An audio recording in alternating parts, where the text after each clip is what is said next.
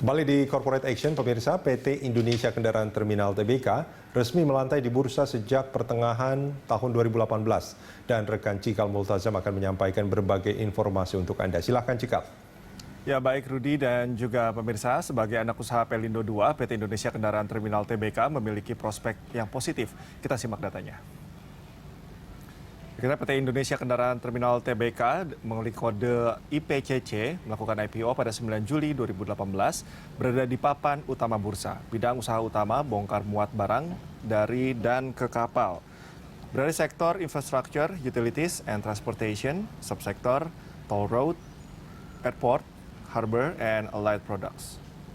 Kita pemegang saham dari IPCC mayoritas sebanyak 71,28% dimiliki oleh PT Pelabuhan Indonesia II sebesar 1,3 miliar, sementara 22,45% ini dimiliki oleh masyarakat lainnya dan 5,54% dimiliki oleh PT Pelabuhan Indonesia Investama dan sebesar 13,1 juta dimiliki oleh PT Multi Terminal Indonesia dan 318,6 ribu dimiliki oleh karyawan program ESA.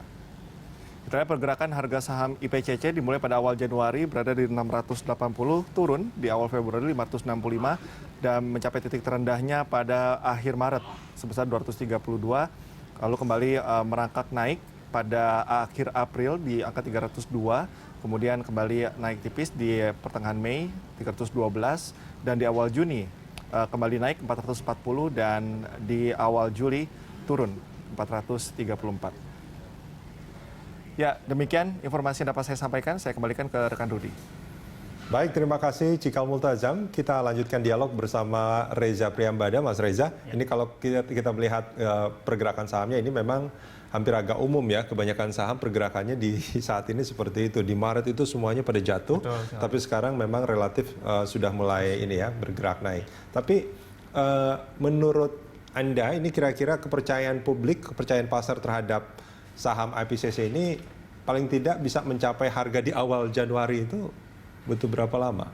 Iya, baik, terima kasih Mas. Jadi kalau kita lihat dari pergerakan harga saham ini kan balik lagi ke masalah persepsi dan juga trust publik terhadap itu ya, trust publik terhadap perusahaan kami IPCC. Nah, terus kemudian juga terkait juga dengan bagaimana perusahaan memberikan proyeksi-proyeksi yang lebih realistis terhadap kondisi yang ada. Nah, kita melihat bahwa di bulan Februari Maret itu kondisi pasar saham yang saat itu sedang mengalami penurunan juga berimbas terhadap kondisi kita. Nah, apalagi kalau kita lihat banyak emiten-emiten otomotif yang akhirnya menurunkan proyeksi kinerjanya. Itu juga berpengaruh juga kan itu. Karena apa? Karena balik lagi ke pembahasan kita di sesi awal tadi bahwa ketika lebih sedikit jumlah kendaraan yang masuk ke lapangan IPCC, maka itu juga akan berimbas terhadap kinerja dari IPCC. Nah, sekarang pelaku pasar sudah mulai melihat bahwa aktivitas publik juga sudah mulai meningkat walaupun dengan protokol kesehatan dan sebagainya. Kemudian juga demand terhadap mobil sudah mulai secara bertahap mulai mengalami peningkatan. Ini yang publik berharap atau investor banyak berharap bahwa kinerja IPCC ini juga akan bisa mengalami peningkatan. Apalagi kalau misalkan di semester kedua nanti ada sejumlah pengembangan yang bisa dilakukan oleh IPCC. Ya, soal kebijakan tidak dedicated lagi itu ya. Betul. Nah, sebenarnya kita secara aturan masih dedicated gitu. Nah, cuma artinya kalau arahan dari manajemen atau direksi, kalau kita terlalu dedicated, ini kan artinya kita hanya menutup diri terhadap penanganan kendaraan itu. Padahal kalau kita lihat dari roadmap pengembangan IKT ini kan ada yang namanya pengembangan lahan gitu kan. Nah, ada beberapa lahan baik yang ada di Jakarta ya, terutama di sekitar wilayah Tanjung Priok, dan juga ada juga pengembangan lahan di beberapa wilayah di luar Pulau Jakarta. Nah, ini sebenarnya masih bisa dioptimalkan dengan adanya penanganan kargo-kargo lainnya. Gitu. Di luar yang dedicated tadi. Di luar yang dedicated. Itu potensinya besar sebetulnya.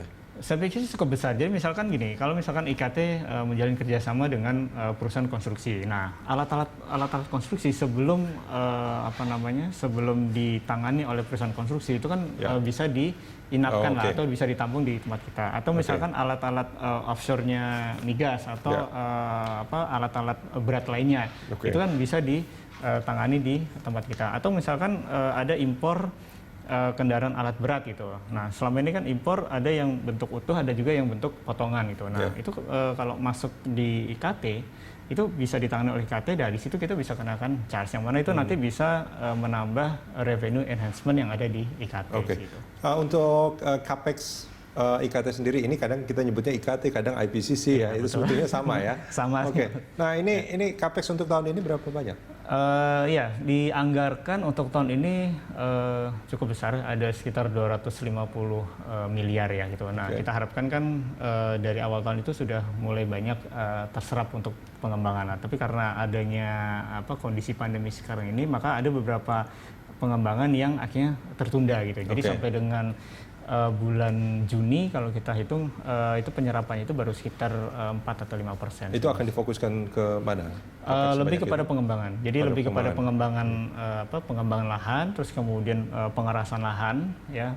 Terus berikutnya kita coba untuk pengembangan lebih kepada kerjasama dengan sejumlah pihak gitu. Karena kalau tadi kita lihat bahwa bisnis utama dari IPCC itu kan lebih kepada layanan bongkar muat gitu. Nah, sebenarnya kalau kita lihat dari industri secara keseluruhan, yang mana satu rantai ekosistem kepelabuhan itu kan tidak hanya bongkar muat aja, jadi ada layanan care, ada layanan logistik dan sebagainya. Nah, ini bisa juga dijajaki oleh IPCC. Proyeksi pendapatan dan laba tahun ini akan seperti apa bila dibandingkan tahun? Nah, awalnya kita perkirakan pendapatan maupun laba bersih tahun ini masih ada potensial upside sekitar 8 sampai dengan 10% seperti itu ya.